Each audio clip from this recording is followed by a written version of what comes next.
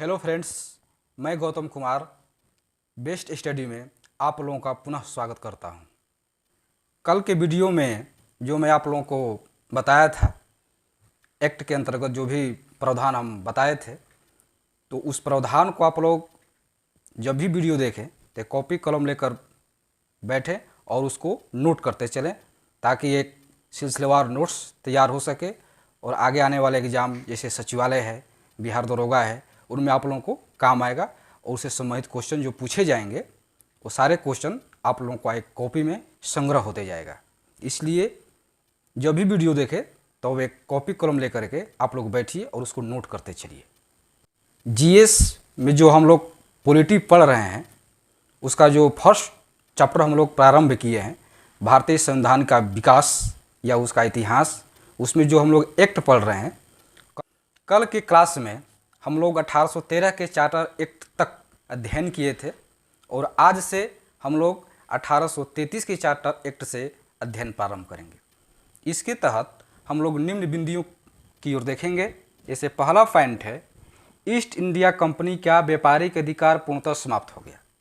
ये लाइन बहुत ही इंपॉर्टेंट है, क्योंकि इसके पहले जो 1813 का चार्टर एक्ट था, उसके तहत ब्रिटिश ईस्ट इंडिया कंपनी का भारत के साथ व्यापारिक अधिकार समाप्त किया गया था, लेकिन अन्य देशों के साथ उसका जो व्यापारिक संबंध था, जैसे चीन के साथ, पूर्वी एशियाई देशों यानी इंडोनेशिया, मलेशिया के साथ, वो बना रहा।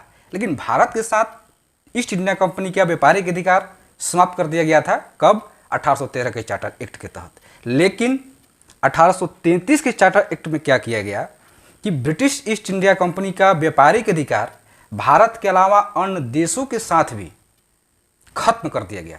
अगर ये क्वेश्चन पूछे कि ईस्ट इंडिया कंपनी का व्यापारिक अधिकार पूर्णतः कब खत्म कर दिया गया, तो 1833 के चार्टर एक्ट होगा।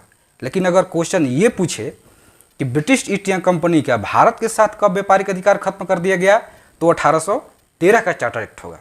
इसलिए ये लाइन आप लोगों को बहुत ही गहनता के साथ समझना होगा। अगला पॉइंट है कि बंगाल के गवर्नर जनरल को भारत का गवर्नर जनरल बना दिया गया।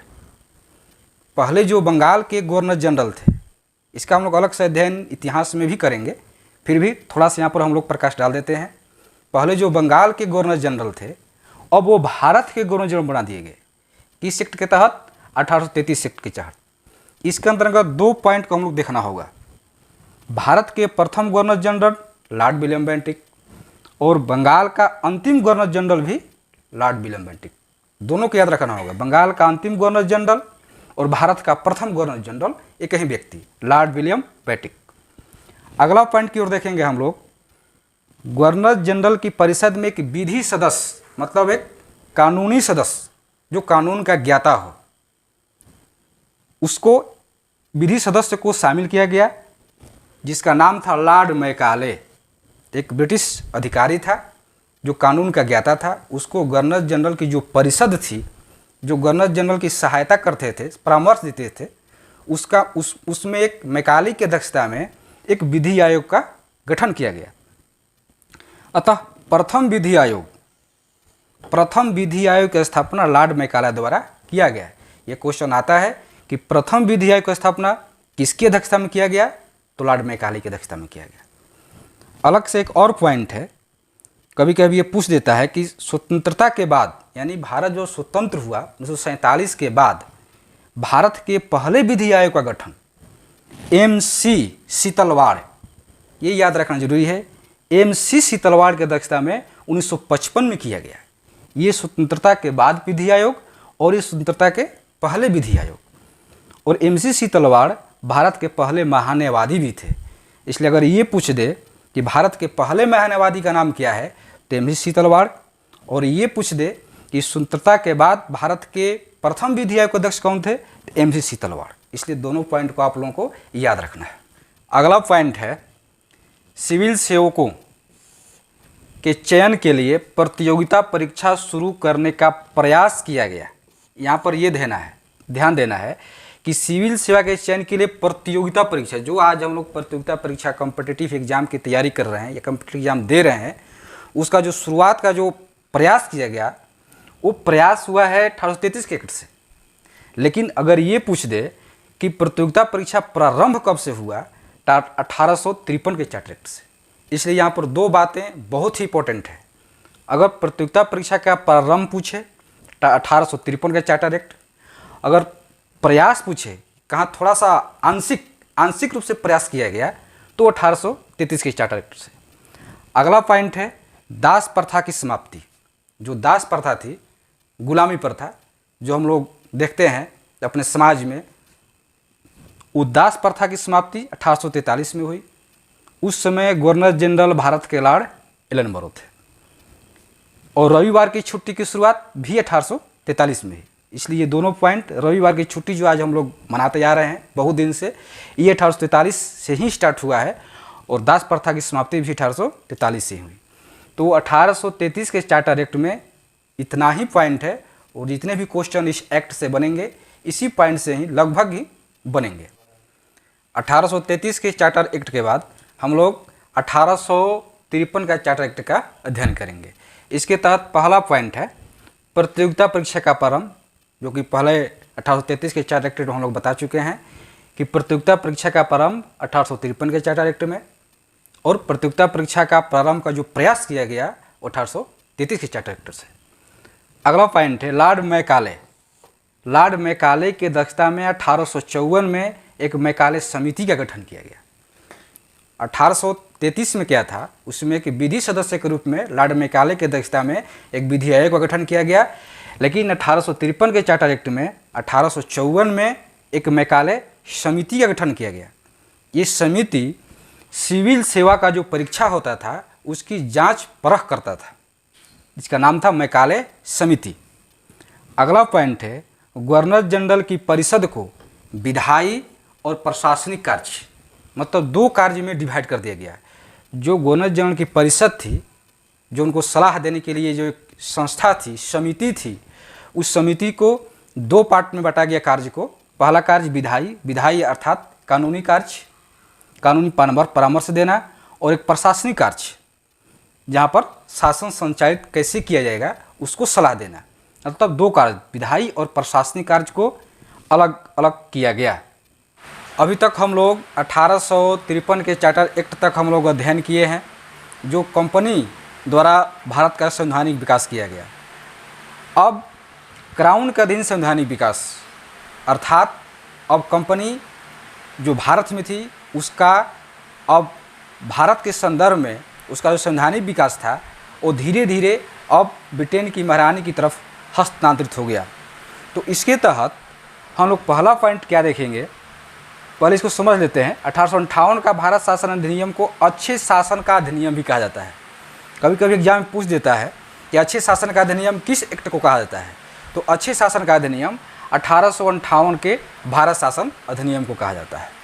इसके तहत पहला पॉइंट है कंपनी के दोहरे शासन यानी द्वैध शासन, जो हम लोग 1784 के पिट्स इंडिया एक्ट में हम लोग पढ़े हैं, जिसमें एक था नियंत्रक बोर्ड और एक था निर्देशक मंडल, यानी कोर्ट ऑफ डायरेक्टर्स और बोर्ड ऑफ कंट्रोल, जो कंपनी का एक राजनीतिक मामला और एक व्यापारिक मामला देखता था। 1784 के पिट्स इंडिया एक्ट के तहत उसको इस एक्ट में समाप्त कर दिया गया और उसकी जगह भारत सचिव यानी secretary of state for India, दोनों को समाप्त करके एक नए पद का सृजन किया गया। उस पद का नाम है भारत सचिव, और इस भारत सचिव की सहायता देने के लिए एक भारत परिषद की स्थापना की गई। अतः ये क्वेश्चन कभी आए कि secretary of state for India का स्थापना किस एक्ट के तहत किया गया, तो 1858 के एक्ट के तहत। किसको समाप्त करके, तो कंपनी के द्वैध शासन को समाप्त करके, जिसको निर्देशक मंडल तथा नियंत्रक बोर्ड कहा जाता है। अगला पॉइंट है भारत का शासन अब कंपनी से हस्तांतरित होकर महारानी विक्टोरिया के हाथों में चला गया। पहले जो कंपनी यहाँ पर शासन करती थी, भारत का प्रशासन कंपनी जो देखती थी, अब वो सारा का सारा ब्रिटेन की महारानी के हाथों में चला गया, जिसका नाम था महारानी विक्टोरिया। इसके पहले एक और महारानी का हम लोग नाम का जिक्र किए थे, जो कल के वीडियो में आप लोग देखे होंगे, महारानी एलिजाबेथ, जो 1600 में जब ईस्ट इंडिया कंपनी की स्थापना हुई थी उस समय महारानी एलिजाबेथ थी, लेकिन इस समय जब 1858 का एक्ट लाया गया, उस समय जो महारानी थी विक्टोरिया थी, हाथों में चला गया। इसकी घोषणा लॉर्ड कैनिंग ने इलाहाबाद में 1 नवंबर 1858 को किया। इसकी जो घोषणा किया लॉर्ड कैनिंग, जो भारत का गवर्नर जनरल था, ये कहाँ किया? इलाहाबाद में। इसे क्वेश्चन पूछता है इलाहाबाद, और कब किया? तो 1 नवंबर 1858 को। इसलिए इस टॉपिक को आप लोग ध्यान से देखिए। लॉर्ड कैनिंग ने इलाहाबाद में 1 नवंबर 1858 को किया। इस एक्ट में अगला पॉइंट है, गवर्नर जनरल का नाम बदल करके भारत का वायसराय कर दिया गया। तो अर्थात भारत का प्रथम वायसराय लॉर्ड कैनिंग और भारत का अंतिम गवर्नर जनरल भी लॉर्ड कैनिंग। इसको थोड़ा सा समझ लेते हैं। गवर्नर जनरल का नाम बदलकर भारत का वायसराय, ये केवल 2 शब्द हैं, एक है वायसराय और एक है गवर्नर जनरल। व्यक्ति एक हैं, शब्द 2 हैं, यानी वही व्यक्ति जो पहले गवर्नर जनरल था अब वो वायसराय हो गया। इसका मतलब ये हुआ कि जो व्यक्ति ब्रिटिश कंपनी के अधीन भारत का शासन देखता था उसको गवर्नर जनरल कहा गया, और अब वही व्यक्ति जब ब्रिटिश क्राउन के अधीन यानी ब्रिटिश महारानी के अधीन भारत का शासन देखने लगा तो उसको वायसराय का नाम दे दिया गया। तो इसके तहत भारत का प्रथम वायसराय लॉर्ड कैनिंग और भारत का अंतिम गवर्नर जनरल भी लॉर्ड कैनिंग। अगला पॉइंट है 1861 में लॉर्ड विल्सन, इसको आप लोग नाम याद रखिएगा, लॉर्ड विल्सन। 1861 में लॉर्ड विल्सन द्वारा भारत में प्रथम बजट प्रस्तुत किया गया इसी एक्ट के तहत। और अगला पॉइंट है भारतीय उच्च न्यायालय अधिनियम। भारतीय उच्च न्यायालय अधिनियम 1861 भी इसी समय पारित किया गया। तो 1858 के एक्ट के तहत इतने ही पॉइंट है। जितने भी क्वेश्चन आए हैं ये आने वाले हैं 1858 के एक्ट के तहत। इसी पॉइंट से ही क्वेश्चन आने की प्रबल संभावना रहती है और आए भी हैं। अगले क्लास में हम लोग 1861 के भारत परिषद अधिनियम से अध्ययन स्टार्ट करेंगे, और 1861 उसके बाद 1892, फिर 1909, 1919, 1935 और लास्ट में 1947 का स्वतंत्रता विधेयक का हम लोग अध्ययन करेंगे। और उसके बाद ये भारत का संवैधानिक इतिहास चैप्टर खत्म होगा, और तब हम लोग जितने भी प्रीवियस ईयर क्वेश्चन आए हैं इस टॉपिक से संबंधित उसका हम लोग विश्लेषण करेंगे, और जो भी क्वेश्चन उसमें बन सकते हैं उसका हम लोग अध्ययन करेंगे। तब तक के लिए धन्यवाद।